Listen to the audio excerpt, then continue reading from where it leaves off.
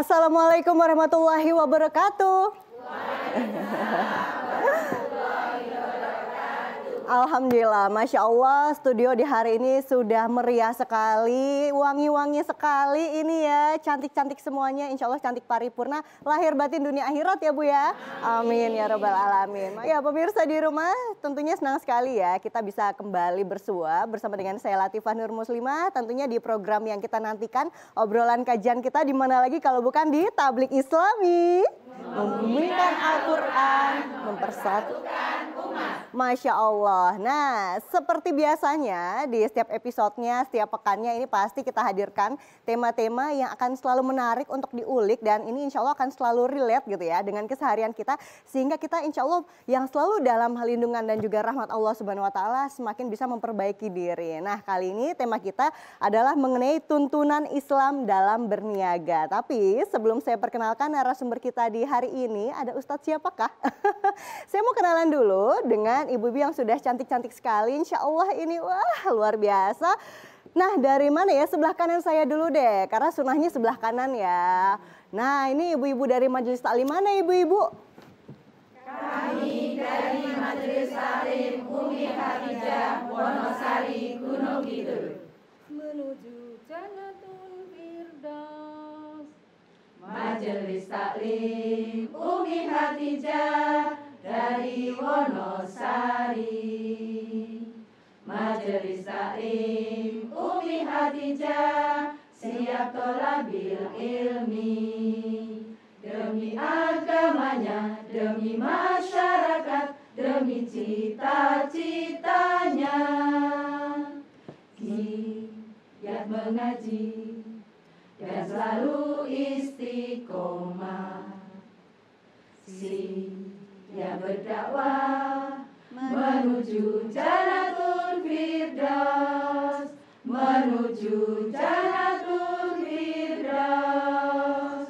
Majelis Taklim Umi Khadijah menuju Jannatul Firdaus. Alhamdulillah. Yang sebelah kiri ini harusnya lebih terpatri lagi semangatnya. Kami semua muslimah Baitul Huda berkumpul di sini dan bersama-sama dalam forum Majelis Taklim TVRI menuntut ilmu dengan hati yang suci, menjadi muslimah dan penyejuk hati.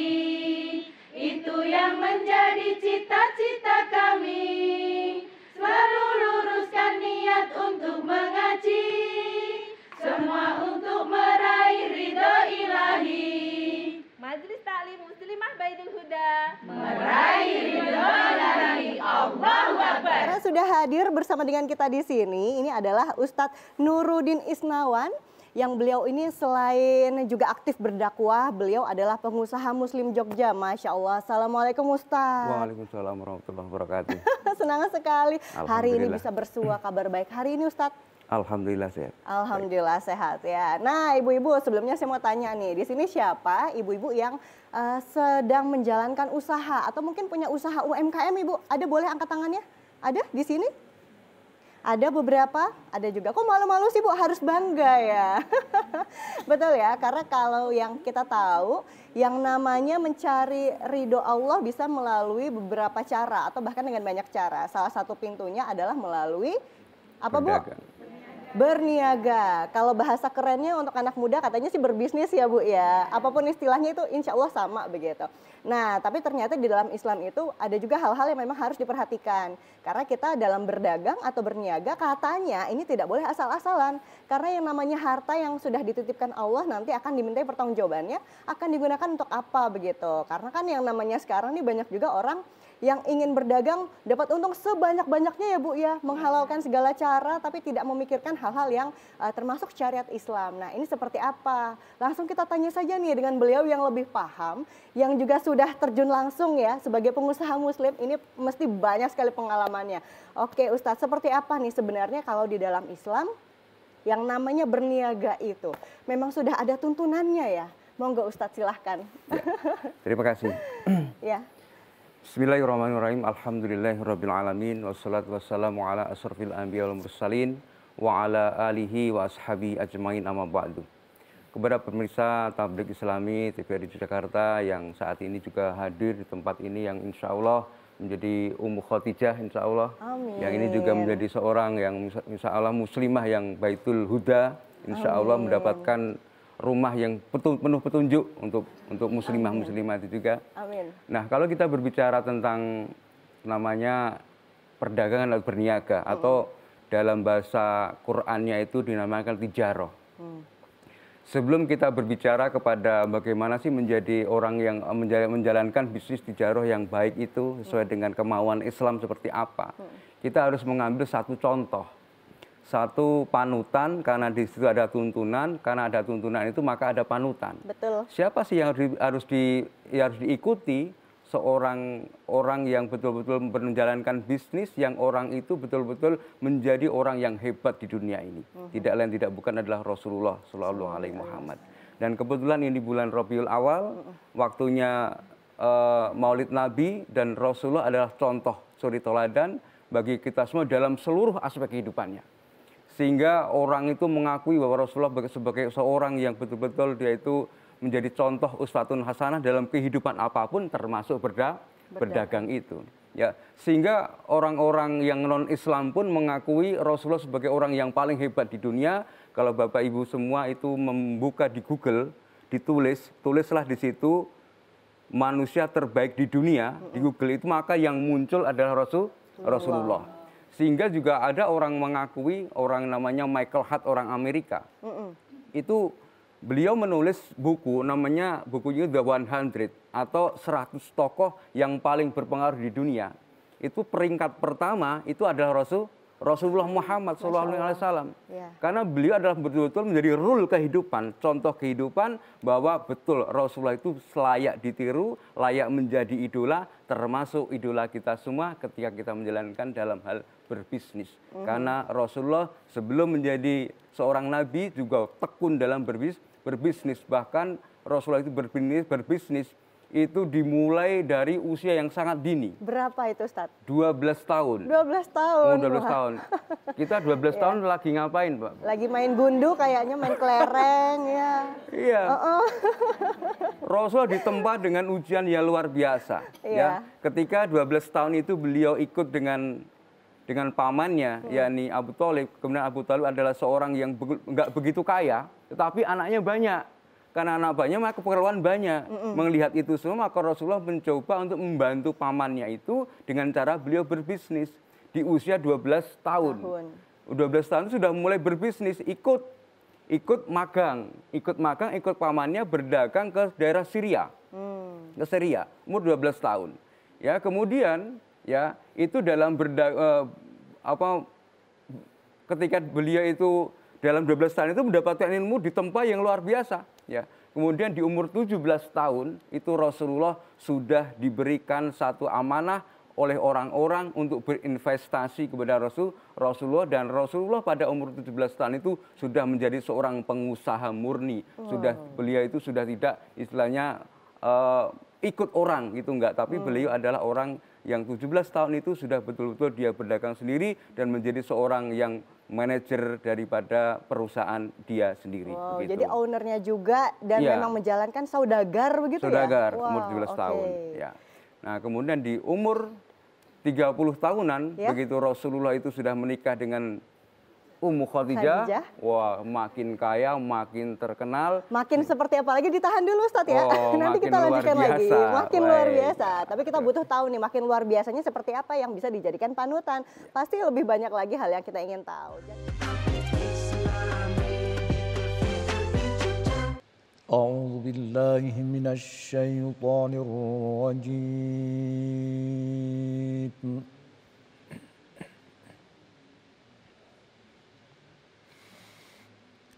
Bismillahirrahmanirrahim.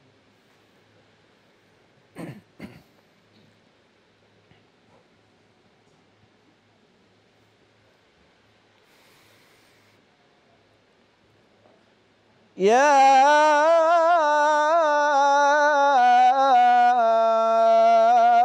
ayyuhal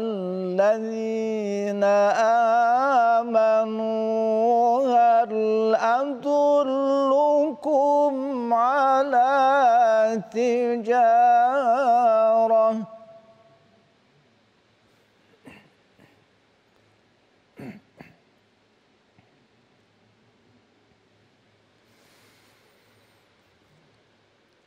على تجارة تنجيكم من عذاب أليم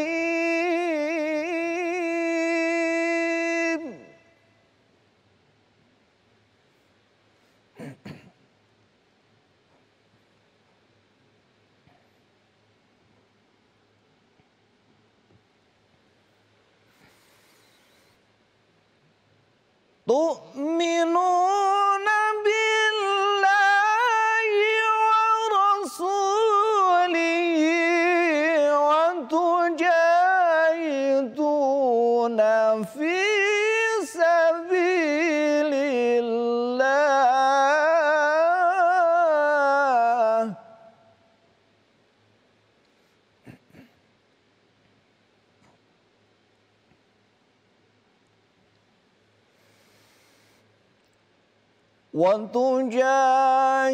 وتجاهدون في سبيل الله بأموالكم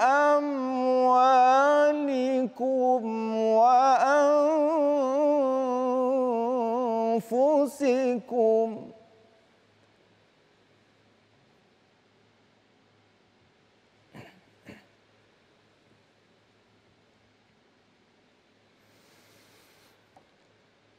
ذلكم خير لكم إن كنتم تعلمون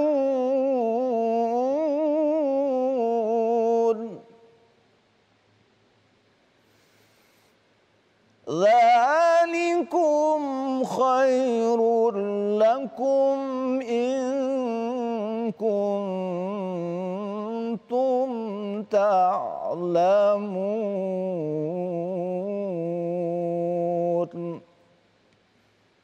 صدق الله العظيم. Quran Surah As-Saff ayat 10 sampai dengan 11. Nah ini Ustadz, sebelum nanti kita melanjutkan lagi pembahasan kita, apa sebenarnya makna penting dari Quran Surah As-Saff ayat 10 sampai dengan 11 ini?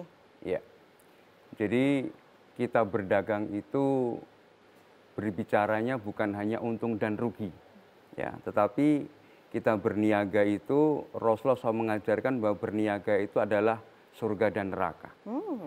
Jadi dalam surat As-Saff ayat 10-11 itu Allah memesankan kepada seluruh umat manusia, umat Islam khususnya, itu memanggil orang itu pertama kali dengan kata-kata yang pertama didasari dengan iman dulu. Sebelum berdagang, sebelum apa-apa, yang paling kita pegang itu adalah imannya dulu. Maka yang dipanggil pertama kali adalah ya ayyuhalladzina amanu. Ketika dipanggil itu, maka orang-orang yang beriman itu barulah mereka itu ditanya oleh Allah Subhanahu wa taala, hal adulukum ala tijaratin tunjikum min adzabin alim. Wahai orang-orang yang beriman, kalau kalian sudah beriman, maukah adulukum, kalian aku tunjuki, aku kasih tahu. Tijaratin, satu sistem perdagangan, satu sistem perniagaan, yang mana kalau kamu mau mengikuti sistem perdagangan itu, maka diyakinkan bahwa kalian tunjikum min adzabin alim, akan dilepaskan dari azab neraka yang sangat pedih. Kemudian di ayat 11-nya, tu'minuna billahi wa tujahiduna fi sabilillah. Apa perdagangan itu? Kemudian Allah menyatakan tu'minuna billahi wa tujahiduna fi sabilillah. Maka perdagangan itu adalah berimanlah kepada Allah Subhanahu wa taala. Kemudian setelah beriman, kita aktualisasikan iman itu dengan kita bersungguh-sungguh dalam bidang apapun fisabilillah. Ya, bi amwalikum wa anfusikum, kemudian kita berjihad bersungguh-sungguh dengan harta kita dan seluruh jiwa raga kita. maka itulah yang akan menjadi sesuatu hal yang baik buat kita semua ketika kita betul mau berdagang, maka landasi itu dengan keimanan kita. Maka akan kita mendagang menjadi seorang bisnismen, seorang pedagang yang insya Allah hasilnya itu akan memberikan keberkahan kita di dalam kehidupan kita semua, insya Allah. Insya Allah, amin, amin ya rabbal alamin. Nah ini melengkapi yang tadi masih sempat terputus ya Ustadz ya. Sebelum nanti saya berikan kesempatan kepada kedua majelis taklim bertanya. Kalau dari contoh yang memang telah diberikan kepada kita gitu ya dalam hal berniaga, apa saja sih prinsip-prinsip berniaga yang memang akhirnya bisa membawa keberkahan lebih lagi nih untuk hidup kita nih Ustadz? Seperti apa? Kalau saya tanya, Mbak Latifah saya tanya. Ya. Mbak Latifah itu kalau saya tanya, kira-kira Mbak Latifah itu pengen rezeki itu kathah mboten berkah atau berkah mboten kathah? Tidak ada pilihan ketiga. Saya tahu pilihan ketiga, tapi nggak boleh Ustadz ya? Nggak boleh, pilihannya hanya dua. Ibu-ibu. Gimana pilihan sulit Ibu? Boleh bantu jawab Bu? Gimana Bu? Yang penting berkahnya. Kata dan berkah. Iya maunya gitu. Itu prinsip orang mata duitan. Kalau bisa dua-duanya kan kenapa enggak ya Tas ya? Iya pasti kita itu menginginkan rezeki itu kata dan berkah. Pasti itu. Semua saya pun begitu. Ya saya berusaha mendapatkan rezeki yang banyak kata tapi berkah. Bagaimana caranya supaya kita mendapatkan rezeki itu kata dan berkah? Maka tadi iman dulu. Iman dulu dipegang. Begitu kita iman, maka yang terjadi adalah keberkahan dalam kita mencari rezeki itu. Bagaimana iman itu kita terapkan di dalam kehidupan kita berdagang? Yang pertama, ini pesan dari Mu'adz bin Jabal, ya, dari Mu'adz bin Jabal itu mengatakan Rasulullah mengatakan bahwa in atibu kasbu tajir. Sesungguhnya hasil perdagangan yang hasil dari semua usaha itu adalah dari perdagangan. Hasil dari perdagangan, ya, perdagangan. Sehingga perdagangan ini menjadi satu hal kalau dalam Al-Qur'an itu disebutkan 8 kali, 8 ayat. Ya, mengatakan tajir, tijarah itu perdagangan, ya. Disebutkan banyak juga tijarah, ya. Kemudian kalau kita ingin mendapatkan suatu perdagangan yang hasil itu, maka yang harus kita lakukan yang pertama, ya. Alladzi idza hadatsu la yakdzabu. Kalau kita itu berkata, jangan pernah kita itu berbohong. Oke, berarti harus jujur ya, Tas, jujur. Ya? Itu yang pertama. Itu harus jujur. Oke, itu yang pertama. Selanjutnya nanti seperti apa? Mungkin bisa dilengkapi juga pertanyaan nanti ya dari majelis taklim sekaligus menjawab nanti ya, Tas ya. Oh iya, monggo silakan. Boleh deh. Gantian ya Ibu ya. Kalau tadi sebelah kanan saya, sekarang sebelah kiri saya dulu deh. Monggo Ibu yang mau bertanya siapa? Ya, boleh. Derek bertanya Ustadz. Monggo. Assalamualaikum warahmatullahi wabarakatuh. Waalaikumsalam warahmatullahi wabarakatuh. Nama saya Vivia Susilawati dari Majelis Taklim Muslimah Baitul Huda. Saya ingin menanyakan Ustadz, salah satu rukun dari jual beli itu, salah satunya itu pembeli kan melihat barang dagangannya yang mau kita beli kan. Terus bagaimana fenomena yang terjadi saat ini kan banyak sekali untuk jual beli online seperti itu Ustadz. Setelah kita membeli, kita melihat, kemudian kita membayar, barang itu kan sampai kepada kita, ternyata tidak sesuai dengan yang kita inginkan. Itu gimana Ustadz hukumnya? Ya. Terima kasih Ustadz. Assalamualaikum warahmatullahi wabarakatuh. Waalaikumsalam warahmatullahi wabarakatuh. Jadi memang perkembangan zaman tidak bisa dihindari. Ya, kalau dulu kita secara konvensional, kita datang ke toko, kita lihat barang, kita pilih, cocok, kita bayar. Offline ya. Offline. Sekarang kita bisa online, jadi kita melihat barangnya nampaknya indah gitu ya. Ternyata pakai filter, ternyata barang itu kan jadi nampak cantik, nampak bagus gitulah ya. Tetapi memang kalau sekarang perkembangan zaman penjualan online boleh nggak boleh? Penjualan online itu boleh, asalkan ada mabi. Mabi itu apa? Mabi itu barang yang dijual. Jangan-jangan orang itu menawarkan barang, tetapi barangnya nggak ada. Itu yang nggak boleh. Seperti apa itu misalkan? Misalkan barang apa ya, barang yang bukan milik kita gitu? Bisa jadi kita tidak punya, tetapi itu ditampakkan gitu loh, ditampakkan. Akhirnya orang itu membayar dulu, tapi barangnya tidak ada, nggak datang ke tempat kita. Beda cerita ketika nanti kita itu membeli barang, kemudian barang itu mabi, barangnya betul ada. Nampak indah, nampak bagus gitu loh. Dan kemudian sepakat antara pembeli dan penjual sepakat, kemudian dengan sistem COD atau sistem transfer, kemudian barang itu datang. Ternyata apa? Barang itu tidak sesuai dengan pesanan kita. Maka dalam hal ini ya hukumnya menjadi sesuatu yang mungkin kalau secara penjualnya, kalau memang mereka itu berusaha untuk menipu, karena menipu maka yang terjadi adalah itu menjadi batal, jadi haram hukumnya. Ya. Tetapi kalau kita pembeli, kalau itu sudah tahu barangnya jelek, kalau itu dibeli, ya itu bunuh diri namanya, kan begitu. Ya kan? Jadi hukumnya tidak boleh. Kecuali kita betul-betul tidak tahu, mungkin itu menjadi hal yang diperbolehkan. Jadi hukumnya transaksinya tidak mengapa. Karena apa? Kita betul-betul tidak tahu. Bagi penjualnya itu menjadi satu hal yang batil buat mereka. Rezekinya tidak akan pernah berkah seperti itu. Baik, kalau nanti kejadian Bu, berarti pakai fasilitas dari marketplace atau mana, di refund aja Bu ya, dikembalikan gitu barangnya ya. Nah itu mungkin bisa jadi opsi juga refundnya ya. Kan sekarang itu. Oke, siap. Semoga sudah menjawab. Dan selanjutnya dari sebelah kanan saya, monggo Ibu yang mau bertanya siapa? Oh, di belakang. Boleh berdiri Ibu, biar lebih tampak lagi. Ya. Assalamualaikum warahmatullahi wabarakatuh. Waalaikumsalam warahmatullahi wabarakatuh. Nama saya Ibu Sri Hartono Pak, dari Majelis Taklim Umi Khadijah Wonosari. Derek nyuwun preso Pak Ustadz. Iya, monggo. Yang ingin kami tanyakan, memang kami tertarik dalam berniaga karena di situ dijanjikan rezeki yang paling banyak. Seperti yang Ustadz sampaikan, kalau bisa itu rezeki kathah dan berkah. Itu semua pasti harapkan. Tapi yang dialami oleh masyarakat sekarang, dalam berniaga jual beli, tidak semuanya kita bisa membayar dan membelinya dengan cash. Yang ingin kami tanyakan, bagaimana dalam jual beli yang secara kredit, karena di dalam pembelian yang secara kredit itu ada tambahan yang diisyaratkan. Mohon pencerahannya Pak Ustadz. Assalamualaikum warahmatullahi wabarakatuh. Waalaikumsalam warahmatullahi wabarakatuh. Baik, pertanyaannya adalah boleh enggak sih menjual atau membeli dengan kredit, kan begitu kan? Iya. Yang paling umum kredit. Jadi menjual dengan tempo itu diperbolehkan, ya, asalkan tidak ada penambahan nilai. Beda cerita, misalkan barang A. Barang A dijual dengan harga 10.000. Kemudian ini karena ada temponya disepakati, jangan 10.000 ya tambahlah 1.000. Oke, 1.000. Akhirnya apa? Dibayar 11.000. Kemudian nanti dibayar 11.000, boleh nggak? Boleh.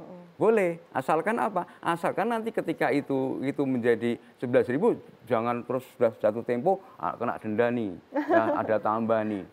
Tidak boleh. Itu namanya menjadi riba, ya. Jadi kesepakatan itu ya ada tambahan nilai ya disepakati, ya, asalkan itu nanti sudah jatuh tempo sudah harus segera dibayar, ya, segera dibayar. Kalau nanti ada tambahan lagi ya itu tidak diperbolehkan, itu akan menjadi riba. Tetapi pembelian secara kredit asalkan tidak ada tambahan itu sangat diperbolehkan, ya, tidak masalah. Yang penting tidak ada denda, tidak ada nanti ngirim debt collector segala macam. Nah, itu akan tidak diperbolehkan. Oke, ya, sudah jelas begitu? ya Ibu ya. Baiklah, kita jeda dulu ya Tats ya. Insya Nanti Allah. masih ada satu segmen lagi, seperti apa kelanjutannya. Jangan kemana-mana, tetaplah di Tablik Islami. Mempersatukan umat. Tema kita ini semakin menarik karena setiap hari kita pasti tidak akan lepas dengan yang namanya transaksi jual beli gitu ya, untuk memenuhi kebutuhan hidup, barang-barang pokok kehidupan kita, ataupun mungkin barang-barang sekunder tersier lainnya. Nah ini masih membahas mengenai tuntunan Islam dalam berniaga, tapi karena keterbatasan waktu nih Ustadz, monggo nih boleh disampaikan jadi apa saja sekali lagi yang perlu kita perhatikan mengenai berniaga itu sendiri, mungkin juga boleh dibahas sedikit. Jadi sebenarnya kalau untuk mengambil keuntungan di dalam Islam sendiri ditentukan berapa persen sih seharusnya Ustadz tuh pada saat jual beli itu tadi? Baik. Monggo. Terima kasih. Iya. Abdurrahman bin Auf itu kalau dikonversi kekayaannya itu saat ini mungkin dikonversi menjadi 72.000 triliun. Wow, Ya. Masya Allah. Itu kekayaan Abdurrahman bin Auf. Itu orang Islam bukan? Orang Iya. Islam. Sahabat Nabi bukan? Iya. Sahabat Nabi.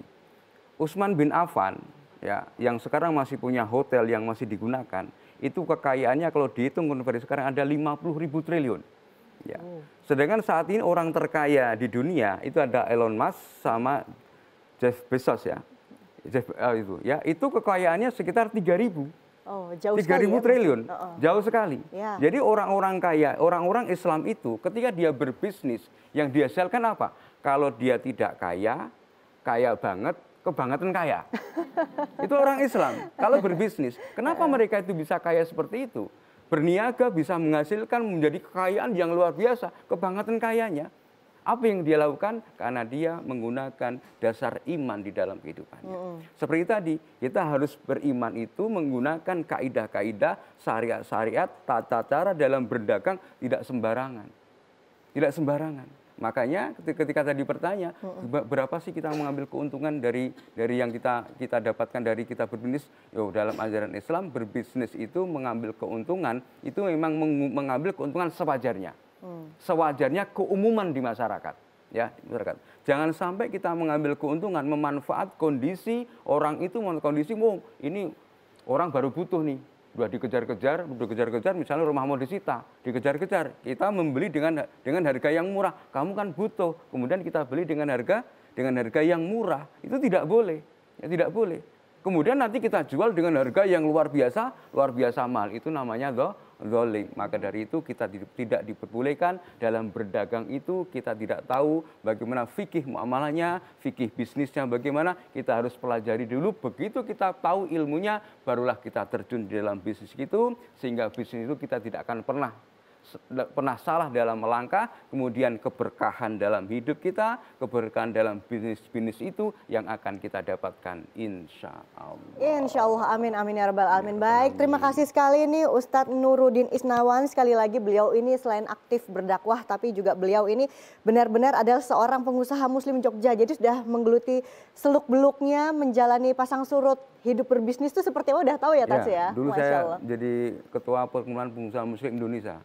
Masya Indonesia Allah. selama 2 tahun. Ya, Gitu. nanti mungkin bisa kita lanjutkan lagi di episode berikutnya mungkin Tats ya, karena Insya pasti masih Allah. banyak lagi nih pertanyaan-pertanyaan kita. Baiklah, terima kasih sekali ini untuk kedua majelis taklim, ada majelis taklim Umi Khadijah dari Gunung Kidul ya, dan juga majelis taklim Muslimah Baitul Huda dari Piaman Gunung Kidul juga, tetanggaan ternyata ya. Nanti pulangnya bareng ya Bu ya.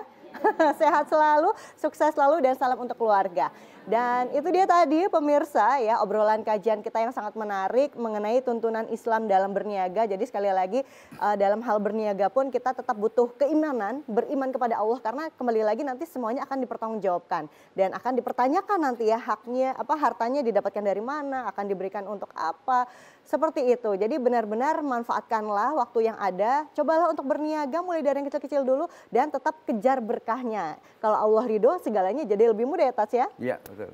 Oke, dan itu dia tadi. Sekali lagi akhirnya saya Latifah Nur Muslimah mewakili kerabat kerja yang bertugas harus pamit. Terima kasih dan sampai jumpa di episode berikutnya. Tablik Islami. Membumikan Al-Quran, mempersatukan umat. Wassalamualaikum warahmatullahi wabarakatuh. Waalaikumsalam.